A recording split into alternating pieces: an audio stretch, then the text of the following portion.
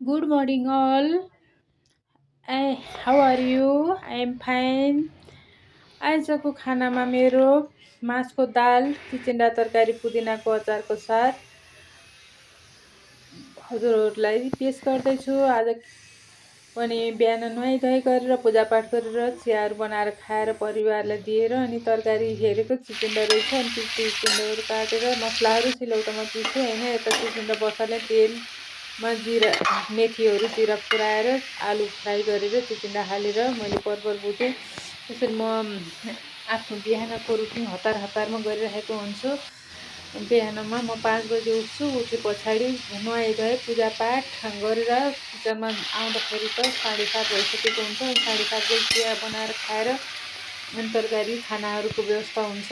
यता चामल भिजाएको छ। हामी जम्मा 3 जना छौँ। 3 जना थोरै नै खान्छौँ होइन। आजकल कसले खाना धेरै खान्छ र अनि त्यही पनि बनाउन त परिहाल्यो।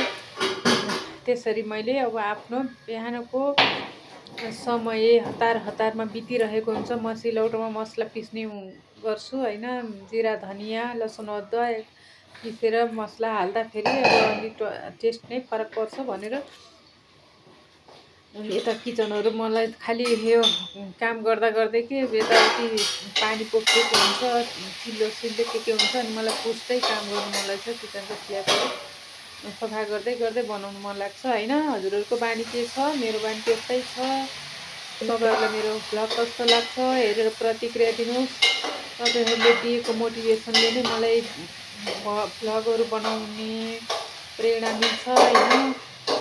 त्यसैले साथीहरू जो जतिले हेर्नुभएको छ सधैँ हेरेर लाइक कमेन्ट पनि गरिदिनुहोस्। हजुरहरूको च्यानल छ भने पनि म सब्सक्राइब लाइक कमेन्ट सेयर गर्नेछु लाइक कमेन्ट गर्नेछु होइन। यसरी मैले आज मासको दाललाई कुकरमा सिटी लगाएको छु झार्नको लागि। फलामको कराईमा लसुन र अनि जिम्बु अनि त्यस पछाडि हिङ राखेर मैले यसरी घिउमा बनाएँ। अनि दाललाई कालो दाललाई हालेँ होइन फलामको कराईमा।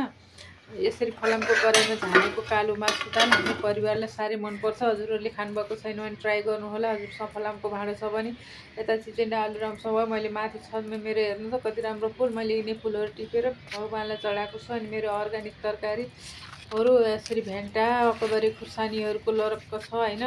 यो पनि टिप्न भ्याएको छैन। यतातिर भेन्टाको फुल भिन्डीको फुल कस्तो राम्रो गमक्क फुलेको। यता करेलाहरू झन्डेको छ। अब यिनलाई पनि टिपेर पकाउनु पर्छ। भिन्डी पनि छिपिन लगाइसकेको छ। यो चाहिँ मेरो अदुवाको बोट हो।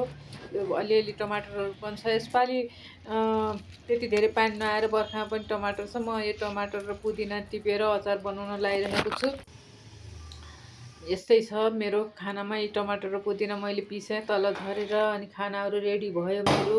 फलामको कराईमा लिम्बुले छानेको कालो दालका साथ पुदिनाको अचार र चिचिन्डाको आलुको तरकारी। अनि मैले भाँडाहरू धुन थालेँ। भाँडाहरू धोइसके पछाडि मेरो आजको बिहानको मर्निङको रुटिन चाहिँ लगभग सकिन्छ र म आराम गर्छु। अनि त्यसपछि म रेस्ट गर्दै भिडियोहरू एडिटिङ गर्न लाग्छु। हस्त हजुरहरूलाई धन्यवाद।